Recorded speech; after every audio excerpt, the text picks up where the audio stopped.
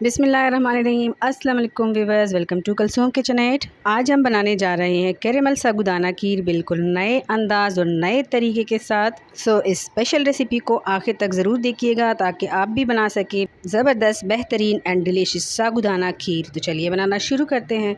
तो सबसे पहले यहाँ पर हम ले लेते हैं साबूदाना 1 कप, और इसको हम अच्छी तरह धो लेंगे और 2 मिनट के लिए सिर्फ हम इसको भिगो देंगे।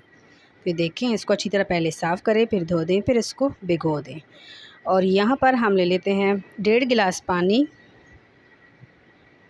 और फ्लेम को ऑन कर देंगे।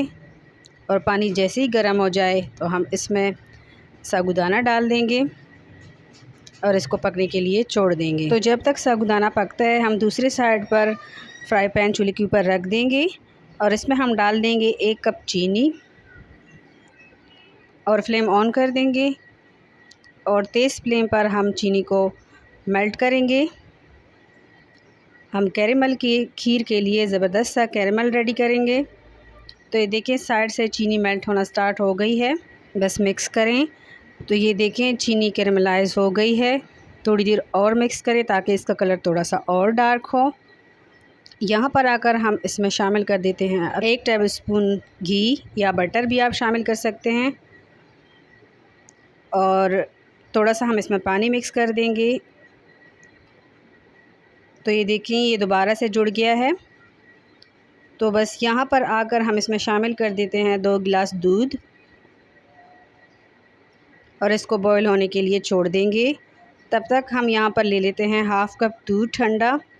इसमें हम डाल देते हैं 1 टेबलस्पून मैंगो कस्टर्ड पाउडर। अच्छी तरह से मिक्स कर देंगे। और ये देखें, दूध में बॉईल आ चुकी है।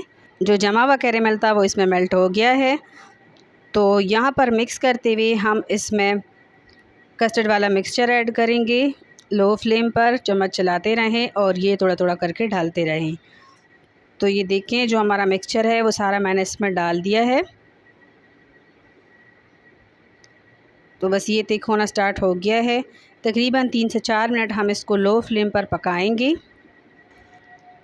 तो ये देखें, और यहाँ पर साबूदाना भी रेडी है। बस यहाँ पर आकर हम 1 गिलास बॉईल किया हुआ साबूदाना इसमें ऐड कर देंगे और चम्मच से अच्छी तरह से हम मिक्स कर देंगे।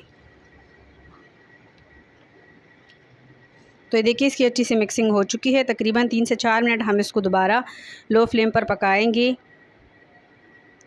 इस वाले कंडीशन पे ला के हम फ्लेम को कर देंगे बंद और इसको ठंडा करने के लिए छोड़ देंगे। ये ज़बरदस्त नया और मुनफरिद सा कैरेमल साबूदाना खीर अगर आपको पसंद आया है तो लाइक ज़रूर कीजिएगा और कमेंट सेक्शन में अपने राय का इजहार ज़रूर कीजिएगा। तो ये देखिए, ये ठंडा हो गया है। इसको हम डिश आउट करेंगे और थोड़ी देर के लिए हम इसको फ्रिज में रखेंगे। जितनी देर आप रखेंगे, जितना ठंडा होगा, ये मज़े का लगेगा। तो ये देखिए, इसके ऊपर ड्राई फ्रूट डाल दें। 1 घंटे के लिए मैंने इसको फ्रिज में रख दिया था। तो ये देखिए, अब इसको चेक करें। वाह माशाल्लाह, बहुत ही ज़बरदस्त कैरेमल साबूदाना खीर बनकर तैयार है। ज़रूर ट्राई कीजिएगा।